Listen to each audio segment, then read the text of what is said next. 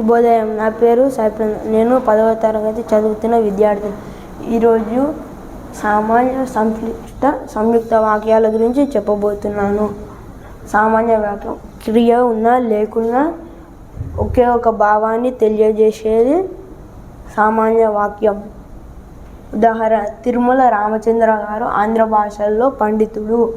సంశ్లిష్ట వాక్యం ఒక సమాపక క్రియ, ఒకటి కంటే ఎక్కువ అసమాపక క్రియలు ఉండే వాక్యం.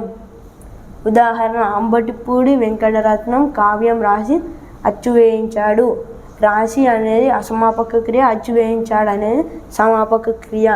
సంయుక్త వాక్యం సమప్రాధాన్యం గల వాక్యాలను కలపడం వలన ఏర్పడే వాక్యాలు. ఉదాహరణ: తెలుగు వాళ్ళ పలుకుబడి నుడికారాలు పల్లె ప్రజల భాషల్లో దొరుకుతాయి, కానీ వాటిని మనం భద్రపరుచుకోవడం లేదు. రెండు పదాలను కలపడానికి కానీ ఉపయోగిస్తాము.